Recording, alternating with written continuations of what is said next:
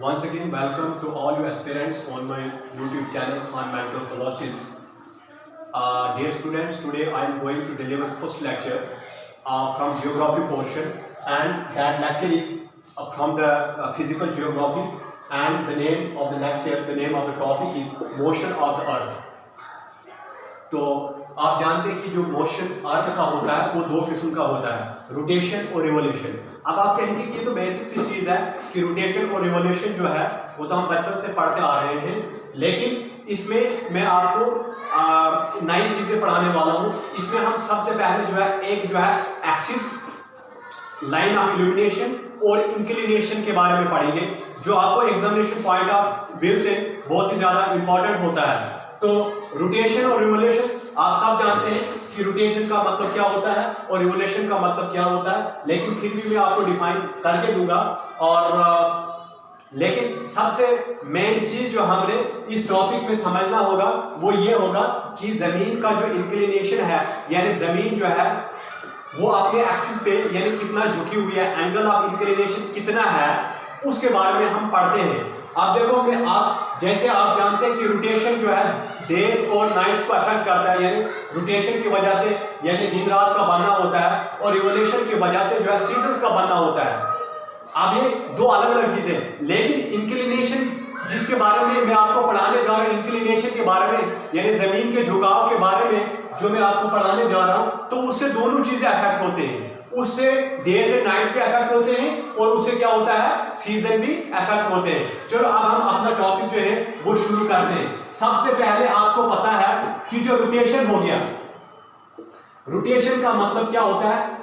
देखो जमीन जो है अपने एक्सिस पे जो है घूमती है, यानी अपनी जगह पे रह के जो जमीन घूम रही है, कोई भी चीज जो है अपनी जगह पे घूम रही है। फॉर एग्जांपल मैं आपको बताऊंगा, ये आपके पास एक सर्कल है, ये सेंटर आ गया, तो आप इमेजिन कर दो, फॉर एग्जांपल कर दो कि सर्कल जो है अपनी जगह पे घूम रहा है, यानी अपने सेंटर के अराउंड कोई चीज अगर घूम रही है तो आप उसको रोटेशन कह सकते हैं। अपनी जगह पे घूम रहे हैं, आपके पास इलेक्ट्रिक फैन जो है एग्जांपल है रोटेशन की, क्या अपनी जगह पे रह के वो घूम रहा है। लेकिन जो रिवोल्यूशन है, अब जिस रोटेशन से क्या होता है, रोटेशन से क्या इफेक्ट्स पड़ते हैं, आप जानते हैं कि रोटेशन से क्या होता है। रोटेशन से डेज एंड नाइट्स की फॉर्मेशन होती है, डेज एंड नाइट्स बनते हैं, यानी रोटेशन क्या इफेक्ट करता है। रोटेशन के इफेक्ट्स क्या होते हैं, first number days and nights. दूसरे नंबर रोटेशन के बारे में आपको सीखना क्या होगा, रोटेशन के बारे में कि जो रोटेशन का जो डायरेक्शन होता है जो वेस्ट से ईस्ट होता है, क्या होता है, वेस्ट टू ईस्ट होता है, वेस्ट टू ईस्ट होता है। ये आ गया आपके पास रोटेशन के बारे में। अब सबसे मेन चीज क्या है, देखो पहला आ गया हमारे पास डेज एंड नाइट्स बनते हैं। दूसरा जो होता है ये रोटेशन का जो डायरेक्शन होता है वो वेस्ट टू ईस्ट होता है। अब आप जानते हैं, लेकिन एग्जामिनेशन पॉइंट ऑफ व्यू से आप इस चीज को ख्याल रखेगा, कभी कभी पूछ देता है कि जो अर्थ का जो रोटेशन चल रहा है, यानी रोटेशनल स्पीड अर्थ की मैक्सिमम कहां पे होती है। मैक्सिमम जो अर्थ की रोटेशनल स्पीड जो होती है मैक्सिमम होती है वो इक्वेटर्स पे होती है, और मिनिमम जो होती है वो पोल्स पे होती है। सो आप कह सकते हैं कि अगर आपको दिया जाएगा कि अर्थ की जो रोटेशनल स्पीड है वो मैक्सिमम कहां पे होती है, तो आपने लिखना है इक्वेटर्स पे। कहां पे लिखना है, इक्वेटर्स पे। अगर आपको देता है कि अर्थ की जो मिनिमम स्पीड, रोटेशनल स्पीड जो होती है मिनिमम कहां पे होती है, तो वो मिनिमम जो होती है पोल्स पे, यानी 0 किलोमीटर पर आवर, यानी 0 होती है इसकी स्पीड कहां पे, पोल्स पे। और सबसे मैक्सिमम कहां पे होती है, वो इक्वेटर पे होती है। तो आपने जाना कि जो रोटेशन ऑफ द अर्थ है उससे क्या होता है, डेज एंड नाइट्स पे अफेक्ट होते हैं, और दूसरा क्या होता है, इसका डायरेक्शन क्या होता है, वेस्ट टू ईस्ट होता है। और आप जानते हैं कि हमारे अर्थ जो है वो रोटेशन जो है वो कंप्लीट करती है 24 घंटे में। कितने घंटे में, तो 23 घंटे, क्या बोलते, 23 घंटे 6 मिनट वगैरह वगैरह सेकंड को छोड़ दो, मेनली जो हमारे पास क्या है 24 घंटे में अर्थ जो है वो अपना रोटेशन जो है कंप्लीट करती है। तो ये आ गया हमारे पास रोटेशन के बारे में। अब आपके पास आपको पता है कि रिवोल्यूशन क्या होता है। देखो जब कोई भी प्लैनेट जो है, खासकर हम जमीन की अर्थ की बात करें, अर्थ का सूरज के अराउंड यानी सन के अराउंड जो है चक्कर लगाना जो होगा वो आपका क्या कहलाएगा, वो रिवोल्यूशन कहलाएगा। क्या कहलाएगा, revolution. We can say that कि जो अर्थ का सूरज के यानी सन के अराउंड घूमना, सन के अराउंड क्या करना, घूमना जो होता है वो क्या कहलाता है, रिवोल्यूशन कहलाता है। अब आप जानते हैं कि जो अर्थ जो है, अर्थ की रिवोल्यूशन से क्या होता है, यानी सीजन फॉर्मेशन होती है। क्या होती है, सीजन फॉर्मेशन। तो हम कह सकते हैं कि इसके इफेक्ट, रिवोल्यूशन के इफेक्ट्स क्या पड़ते हैं, सीजन फॉर्मेशन होती है, और इसका डायरेक्शन भी सेम होता है जैसे रोटेशन में होता है, वेस्ट टू ईस्ट होता है। क्या होता है, वेस्ट टू ईस्ट होता है। I hope these two things are clear to you. दो चीजें आपको क्लियर हो गई। अब और एक चीज क्या है रिवोल्यूशन में, और एक चीज आपके पास क्या है, देखो सीजन फॉर्मेशन भी हो गई, दूसरी चीज क्या है, डायरेक्शन क्या है, वेस्ट टू ईस्ट हो गया। अब जिस तरह से रोटेशन का टाइम पीरियड क्या है, 24 घंटे है, तो यहाँ पे हमारे पास टाइम पीरियड होता है। आप जानते हैं कि अर्थ जो है एक रिवोल्यूशन कंप्लीट करती है 1 साल में, तो टाइम पीरियड इसका मतलब है 365 से ही 1/4 दिन होते हैं। कितने में, अब कैलेंडर पे तो ये 365 दिन तो दिए हुए आपको, लेकिन कभी आपने देखा 1/4, तो किस तरह से हम उसको रिप्रेजेंट करेंगे। इसमें इस 1/4 यानी इस साल का 1/4 दिन का मतलब हो गया एक दिन का चौथा हिस्सा, तो वो तो 6 घंटा आएगा, 6 घंटा आएगा। फिर अगले साल का जो लास्ट वाला 6 घंटा ऐड किया जाएगा, फिर अगले साल का ये 6 घंटा ऐड कर दिया जाएगा, यानी 1/4 ऑफ ए डे, ठीक है, वो 6 घंटा आएगा। फिर अगले साल में यानी 4 सालों का जो 6 घंटा जो है लास्ट पे जमा किया जाएगा, इसका 365 से ही 1/4 डेज, 1/4 डेज का मतलब क्या है कि एक दिन का यानी 24 घंटे का चौथा हिस्सा, वो तो 6 घंटे आएगा। जब ये इस साल का 6 घंटा, अगले साल का 6 घंटा, और अगले साल का 6 घंटा लास्ट वाला, और अगले साल का 6 घंटा जो आ जाएगा, वो आ जाएगा आपको पता है 4/4, यानी वो एक दिन बन जाएगा, तो वो एक दिन। इसीलिए हर चौथे साल को जो है, हर चौथे साल को ये दिन ऐड किया जाता है, इसीलिए हर चौथा साल जो होता है वो 366 दिन का होता है, जिसको हम लीप ईयर कहते हैं। जैसे कि मैंने आपको बता दिया कि एक साल जो है रिवोल्यूशन अर्थ की होती है, वो 365 से ही 1/4 दिन में होती है। लेकिन अब कैलेंडर पे आप 1/4 को कैसे दिखाएंगे, 1/4 एक दिन का जो 1/4 यानी 1/4 होगा, वो क्या होगा, वो 6 घंटे होंगे। तो आप इस साल का लास्ट वाला, इस साल का 6 घंटा, अगले साल का 6 घंटा ये वाला, और अगले साल का 6 घंटा अगले, ये आ जाएंगे 24 घंटे। 24 घंटे का मतलब आ गया एक दिन रात बन गया, यानी एक दिन कंप्लीट, यानी दिन रात मिला के। तो इसमें एक दिन जब बन गया 4 सालों का लास्ट वाला ये आवर्स मिला के, तो इसीलिए हर चौथा साल जो होता है वो लीप ईयर होता है, यानी 366 दिन का होता है। तो आपको इतनी समझ आई थिंक आ गई। तो ये था रोटेशन और रिवोल्यूशन। लेकिन जो चीज मैं अब आपको पढ़ाने जा रहा हूं, that is very very important from the examination point of view, that is very important from the entrance point of view, and what is that thing, that is the angle of inclination of the earth, जमीन का झुकाव। अब जमीन जो है वो कितने degree पे झुकी हुई है। अब जो जमीन का जो झुकाव अभी तक हमने पढ़ा, जो रोटेशन है वो डे एंड नाइट को अफेक्ट कर रहा था, जो रिवोल्यूशन है वो सीजन्स को अफेक्ट करता है, लेकिन जो जमीन का जो इंक्लिनेशन है वो दोनों को अफेक्ट कर रहा है, वो डे एंड नाइट को भी अफेक्ट कर रहा है, और वो सीजन फॉर्मेशन को भी अफेक्ट कर रहा है। वो कैसे कर रहा है मैं अभी आपको समझाता हूं। अच्छा, अब जो है मैं आपको इंक्लिनेशन के बारे में बताऊंगा कि अगर जमीन का इंक्लिनेशन है, इंक्लिनेशन का मतलब होता है झुकाव। वैसा आप सबसे पहले, लेकिन इंक्लिनेशन को समझने से पहले, इंक्लिनेशन है, अगर आपको स्टेटमेंट में आता है जो जमीन का जो एंगल ऑफ इंक्लिनेशन है वो किस के बीच में एंगल है, वो एक्सिस और ऑर्बिट के बीच में होता है। जमीन का जो एंगल ऑफ इंक्लिनेशन होता है वो किसके बीच में होता है, वो ऑर्बिट और एक्सिस के बीच में होता है। लेकिन सबसे पहले इंक्लिनेशन को समझने से पहले आपको दो चीजों की अंडरस्टैंडिंग होना जरूरी है। पहले आपके पास एक्सिस, और दूसरा है आपके पास लाइन ऑफ इल्यूमिनेशन को हो या सर्कल ऑफ इल्यूमिनेशन को हो। तो सबसे पहले देखो, ये आ गया आपका अर्थ, ये है अर्थ। अगर ये है अर्थ तो मैं मानता हूं कि भाई साहब ये जो अर्थ है ये झुकी हुई नहीं है, यानी झुकी हुई का मतलब है कि जो पोल्स पे ऐसे होगी, किस तरह होगी, ऐसे होगी।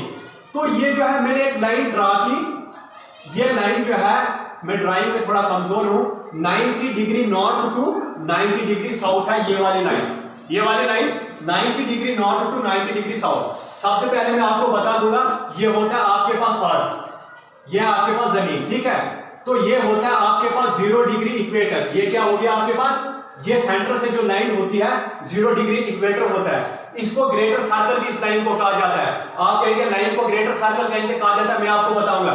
फॉर एग्जाम्पल ये अर्थ में बना रहा हूं, ये तो यहाँ पे मैं ये तो एक्चुअल में ग्लोब है, ये क्या है ग्लोब है, तो मैं 2 डायमेंशनल फिगर तो नहीं बना सकता ना बोर्ड पे, सॉरी 3 डायमेंशनल तो नहीं बना सकता, यहाँ पे 2 डायमेंशनल बनेगी। तो अगर आप कोई भी चीज आपके पास गोल है, उस गोलाई वाली चीज पे जरा आप लकीर मारो तो वो सर्कल की शक्ल बनाएगा ना, वो सर्कल की शक्ल बनाएगा, वो अर्थ की शक्ल बनाएगा। तो इसका मतलब है ये क्या है, ये एक्चुअल में जब आप ग्लोब पे जरा लाइन मारो, आपके पास एक फुटबॉल है, आप लाइन मारो तो वो गोलाई में आएगी ना लाइन। इसीलिए इस लाइन को कहा जाता है, अगर आपको आ जाएगा अर्थ की किस इमेजिनरी लाइन को ग्रेटर सर्कल कहा जाता है, तो आपने लिखना है equator is also known as greater circle. Equator को ग्रेटर सर्कल कहा जाता है। अच्छा, ये है आपके पास 0 डिग्री इक्वेटर, और एक लाइन होती है आपके पास, ये होती है 23.5 डिग्री नॉर्थ।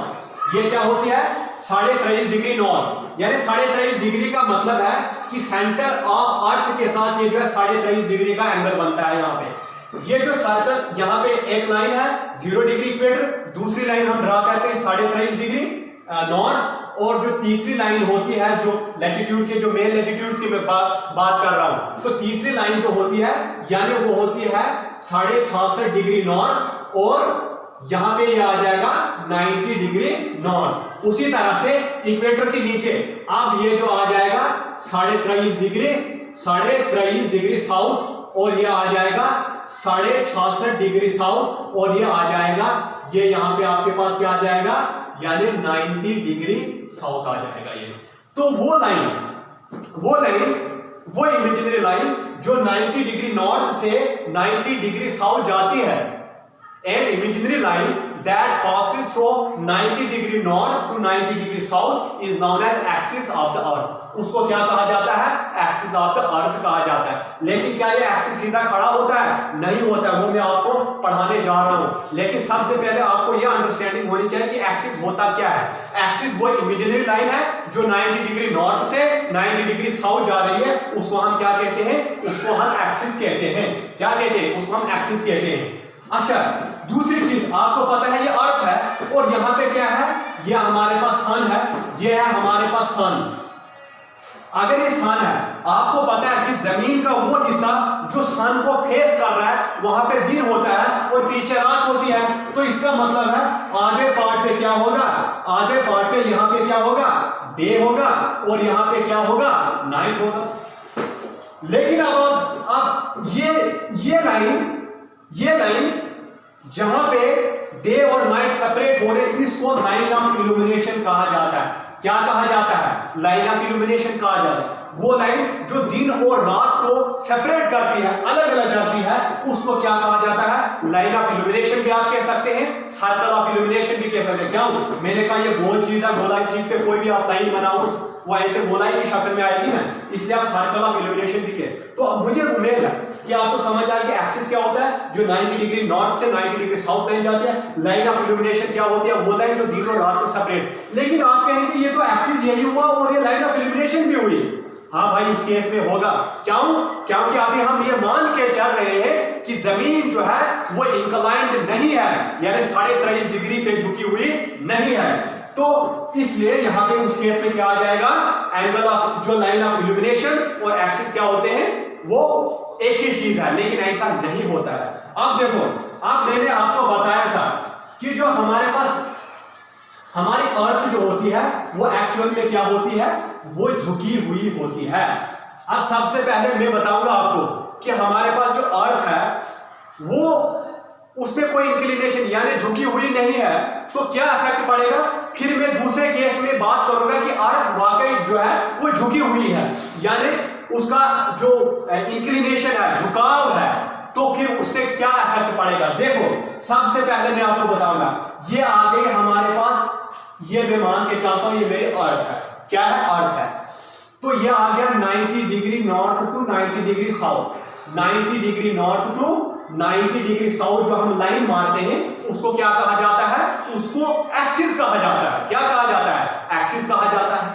अब मैं मान के चलता हूं कि भाई साहब यहां पे सन है। क्या है? सन है। अब इस सन की जो रेज पड़ेंगी, जमीन का वो हिस्सा जो सूरज का सामना कर रहा है, वहां पे क्या होगा? डे होगा और पीछे क्या होगा? नाइट। यानी आधे हिस्से पे दिन होगा और आधे हिस्से पे क्या होगा? रात होगा। लेकिन मसला एक है। अब देखो, डे एंड नाइट आपको समझ आ गई। तो यहां पे मैं एक लाइन मारता हूं, ये आ गई मेरे पास, एक लाइन आ गई। ये इक्वेटर है, ये 23.5 degree north, 66.5 degree north, 23.5 degree south, 66.5 degree south आ गया, और 90 डिग्री साउथ, 90 डिग्री नॉर्थ। अब अगर सन इस वाले हिस्से पे पड़ रहा है, आधे हिस्से पे दिन है, यहां पे डे है और यहां पे क्या है? नाइट है। इसका मतलब है इतना बड़ा दिन, इतनी बड़ी रात, इतना बड़ा दिन, इतनी बड़ी रात, इतना बड़ा दिन, इतनी बड़ी रात। इससे यानी मतलब ये निकला कि दिन और डेज और नाइट्स की लेंथ क्या होती है?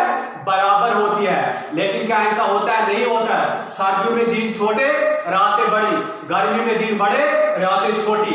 इसका मतलब है कि अगर जमीन सीधी होती, यानी इस केस में क्या था? इस केस में आता है यानी लाइन ऑफ इल्यूमिनेशन जो है वो एक्सिस के बराबर है। अगर लाइन ऑफ इल्यूमिनेशन एक्सिस के बराबर है, यानी हमने यहां पे मान लिया था कि इंक्लिनेशन अर्थ का क्या है? 0 डिग्री है। यानी कहने का मतलब है जमीन झुकी हुई नहीं है। जब जमीन झुकी हुई नहीं है तो हमें दो चीजों का पता चला। तब जो लाइन ऑफ यानी लाइन ऑफ इल्यूमिनेशन जो होगी, लाइन ऑफ इल्यूमिनेशन क्या होगी? एक्सिस के बराबर होगी। अच्छा देखो, हमें क्या पता चला? अगर जमीन झुकी हुई नहीं है यानी इंक्लिनेशन कितना है? 0 डिग्री है, तो उस केस में क्या होगा? लाइन ऑफ इल्यूमिनेशन एक्सिस के बराबर होगा। जब लाइन ऑफ इल्यूमिनेशन एक्सिस के बराबर होगा भाई साहब, तो उस केस में क्या होगा? डेज और नाइट्स बराबर होंगे। क्या होगा?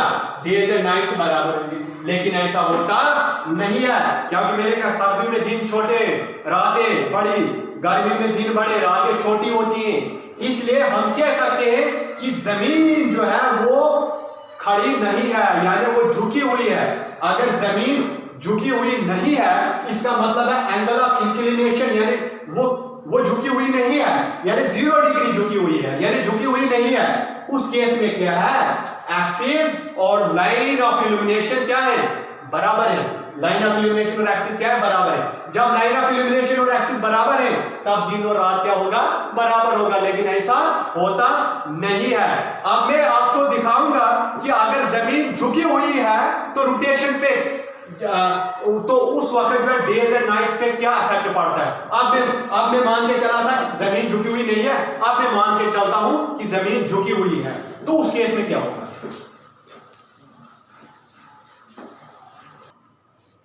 अब इस केस में मैं मान के चलता हूं कि जमीन जो है वो झुकी हुई है, यानी उसका इंक्लिनेशन है। देखो, अब मैं मान के चलता हूं जमीन क्या है? वो झुकी हुई है। जमीन जो है वो 23.5 डिग्री पे क्या हुई है? वो झुकी हुई है। क्या है? झुकी हुई है। देखो, ये है हमारे पास जमीन, ये क्या है हमारे पास? जमीन।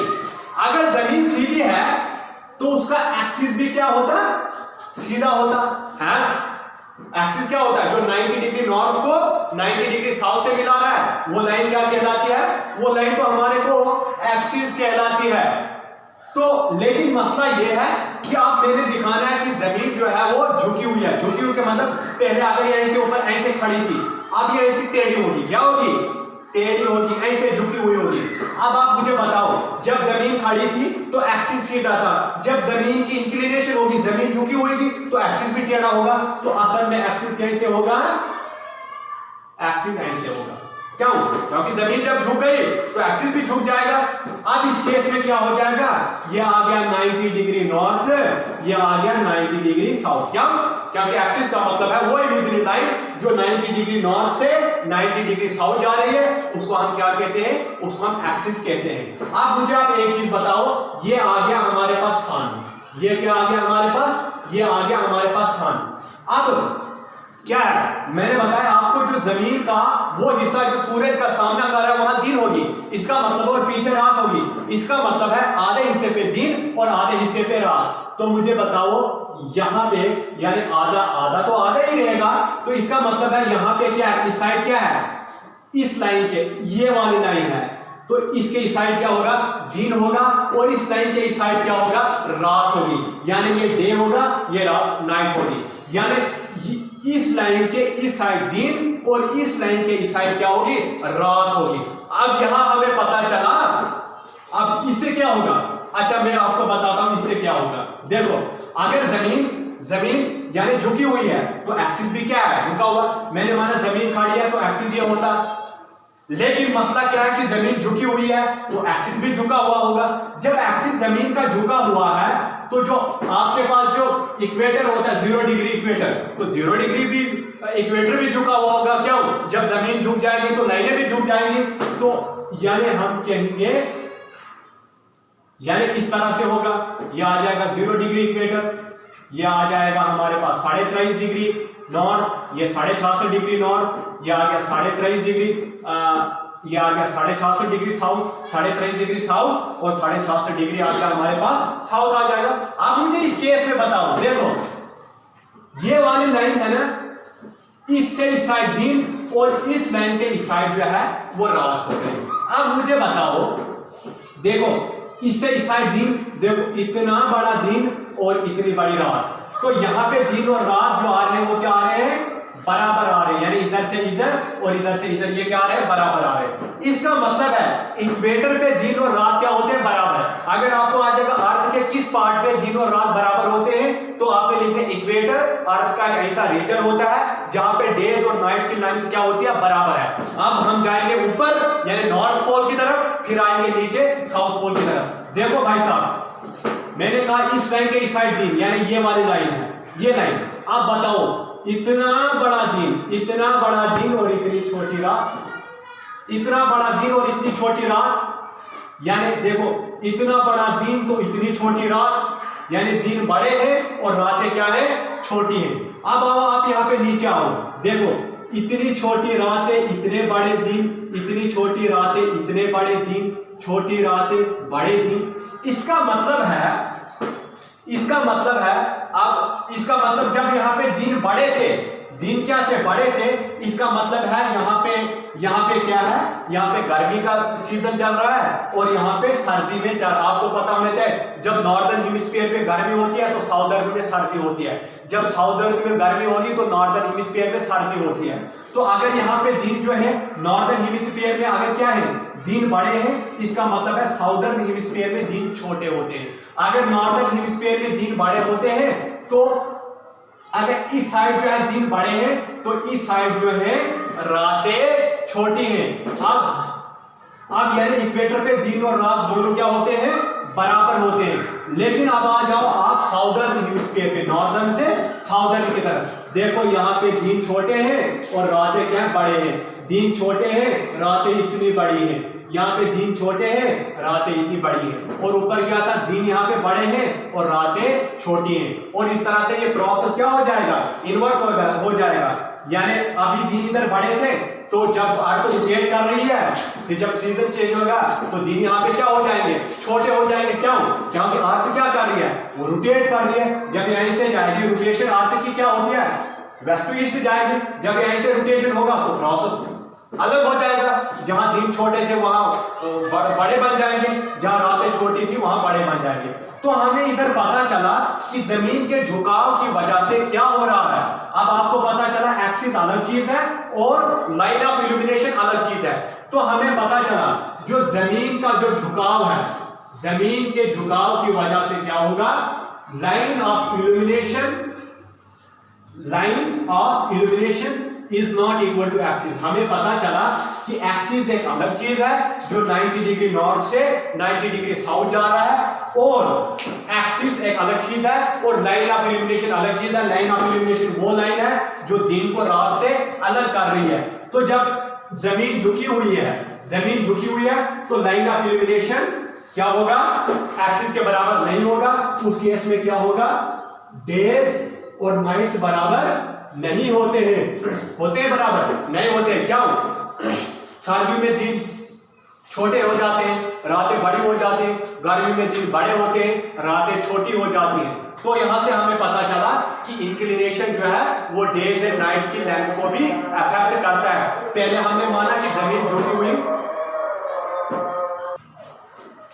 अभी मैंने आपको बताया कि इंक्लिनेशन के वजह से जो है डेज एंड नाइट्स को कैसे, डेज एंड नाइट कैसे अफेक्ट होते हैं। देखो इधर से इधर देखो दिन बड़े हैं, तो इधर से इधर ये रातें छोटी हैं, तो इक्वेटर पे दिन और नाइट्स जो बराबर आ रहे। इधर से नीचे आ जाओ, देखो इधर से इधर ये दिन आ गए, ये पूरा ये जो है दिन छोटे आ गए, यहाँ पे क्या आ गए, नाइट्स बड़े हो गए।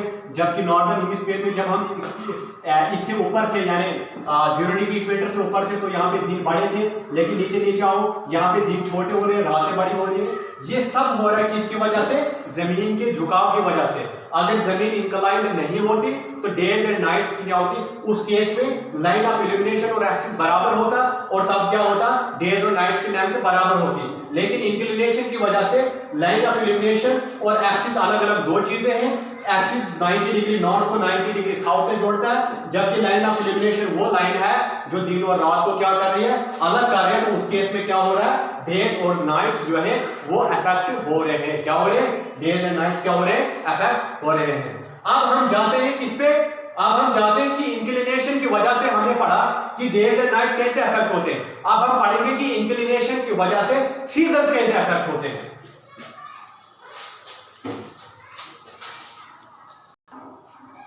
अब मैं आपको बताता हूं कि जो जमीन जो हम पहला केस और एक केस लेते हैं कि जमीन जो है वो इंक्लाइन नहीं है, यानी झुकी हुई नहीं है, तो उससे सीजन पे क्या अफेक्ट पड़ता है। फिर दूसरा केस में लेता हूं कि जमीन जो है वो 23.5 डिग्री यानी जो वो झुकी हुई है यानी इंक्लाइन है, तो उससे सीजन पे क्या अफेक्ट पड़ता है। देखो ऐसा है मसला। देखो मैं पहला केस लेता हूं, ये जो है ये मेरी अर्थ है। क्या है? अर्थ है। तो ये इंक्लाइन नहीं है यानी सीधा है, यानी 90 डिग्री नॉर्थ एक्सिस आ गया, 90 डिग्री नॉर्थ से 90 डिग्री साउथ। मैं कौन सा केस ले रहा हूं कि जमीन इंक्लाइन नहीं है।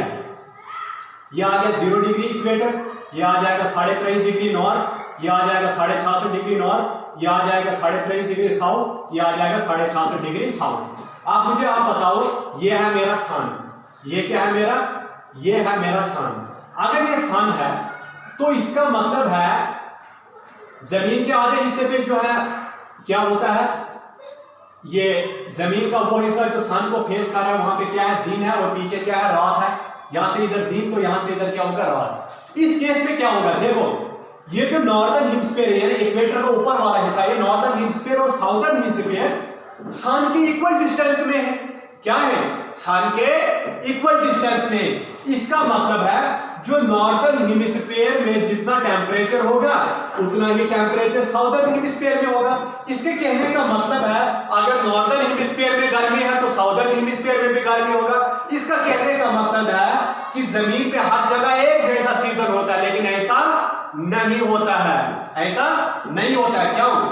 अगर यह बताता है कि जमीन झुका हुआ नहीं है, इसका मतलब यह है कि सन का जितना डिस्टेंस नॉर्दर्न हेमिस्फीयर से है उतना ही डिस्टेंस साउदर्न हेमिस्फीयर से है।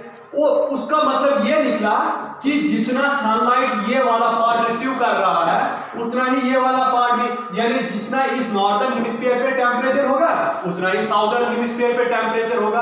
कुदरती बात है, जब टेम्परेचर बराबर होगा तो दोनों हेमिस्फीयर्स में क्या होगा? वो दोनों हेमिस्फीयर में सीजन सेम जैसा होगा, लेकिन ऐसा होता नहीं है। नॉर्दर्न हेमिस्फीयर में सर्दी होती है, साउदर्न में गर्मी होती है। अगर साउदर्न में सर्दी होती है तो नॉर्दर्न हेमिस्फीयर में गर्मी होती है। तो इसका मतलब यह हुआ कि जमीन जो है वो अपने, यानी वो जमीन जो है वो झुकी हुई है, यानी इंक्लाइंड है। अब मैं दूसरा केस लेता हूं कि जमीन, मैंने पहला केस लिया था जमीन क्या है? वो झुकी हुई नहीं है। तो झुकी हुई नहीं है तो तब सीजन फॉर्मेशन होता ही नहीं, तब पूरी दुनिया पे एक जैसा मौसम रहता। लेकिन अब देखो मैं दूसरा केस ले रहा हूं कि जमीन क्या है? झुकी हुई है।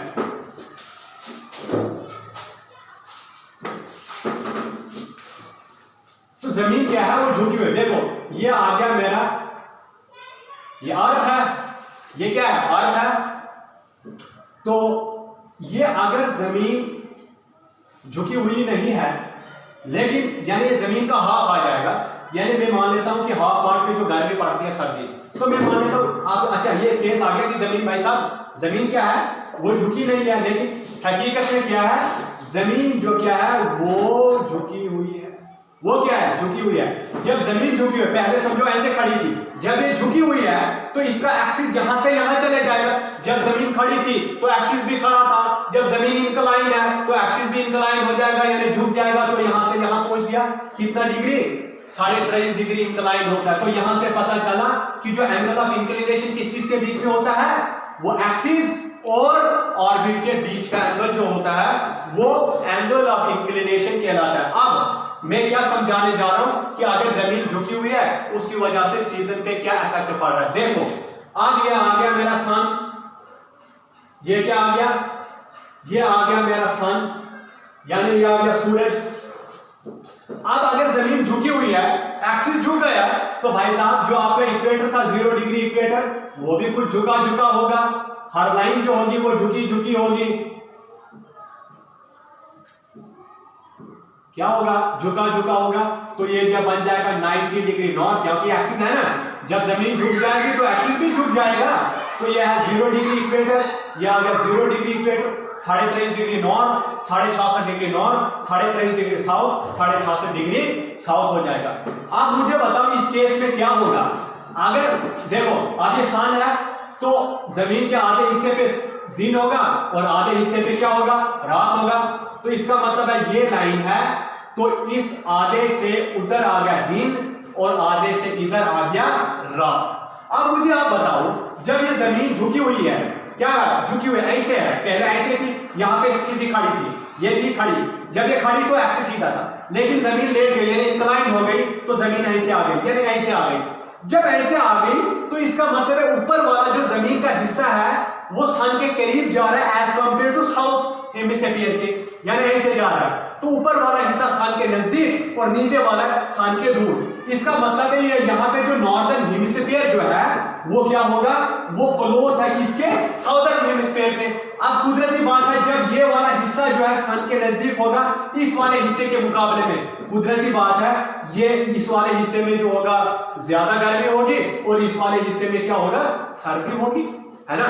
क्योंकि जब जमीन का ऊपर वाला, जमीन इस तरह लेटी हुई है तो सन ये है, तो इसका मतलब ऊपर वाला हिस्सा वो सन के ज्यादा क्लोज है एज कंपेयर टू नीचे वाले हिस्से के, यानी नॉर्दर्न हेमिस्फीयर जो है वो क्लोज है सन के as compare to southern hemisphere पे। जब नॉर्दर्न वाला हेमिस्फीयर जो है वो ज्यादा क्लोज है सन के एज कंपेयर टू साउदर्न, तो इसका मतलब है नॉर्दर्न वाला हिस्सा जो है ज्यादा सनलाइट रिसीव करेगा और इसका टेंपरेचर ज्यादा होगा as compare to southern hemisphere पे। जब इसका टेंपरेचर ज्यादा होगा तो मैं कह सकता हूं कि नॉर्दर्न हेमिस्फीयर में भाई साहब गर्मी है और साउदर्न हेमिस्फीयर में क्या है, सर्दी है।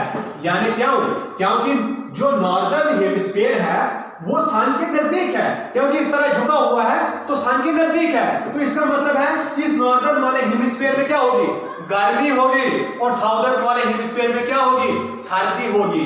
यानी नॉर्दर्न में क्या होगा, समर होगा, और साउदर्न हेमिस्फीयर में क्या होगा, विंटर होगा। क्या होगा, विंटर होगा। अब हो जाएगा मसला उल्टा, मसला ये उल्टा हो जाएगा क्योंकि जमीन की रिवॉल्यूशन चल रही है। जब मसला उल्टा हो जाएगा तो यहाँ पे क्या आ जाएगा, विंटर हो जाएगा, और यहाँ पे क्या हो जाएगा, समर। क्यों, क्योंकि जमीन की रिवॉल्यूशन, जब ये जमीन रिवॉल्यूशन करेगी, आप रख लो कि यहाँ इधर से गुजरेगी, आप जब इधर से गुजरेगी तो साउथ, जमीन लेटी हुई है तो साउथ वाला जो होगा वो सन के करीब हो जाएगा और नॉर्थ वाला क्या हो जाएगा, सन से दूरी पे आ जाएगा। तो उस वक्त क्या हो जाएगा, साउथ हेमिस्फीयर पे गर्मी होगी और नॉर्दर्न हेमिस्फीयर पे सर्दी होगी। यानी यहाँ से हमें पता चला कि जमीन के झुकाव की वजह से ये झुकाव जब है तो ये वाला हिस्सा सन के ज्यादा नजदीक है इस वाले हिस्से के मुकाबले में। इसका मतलब है नॉर्दर्न हेमिस्फीयर में गर्मी होगी और साउदर्न हेमिस्फीयर में सर्दी होगी।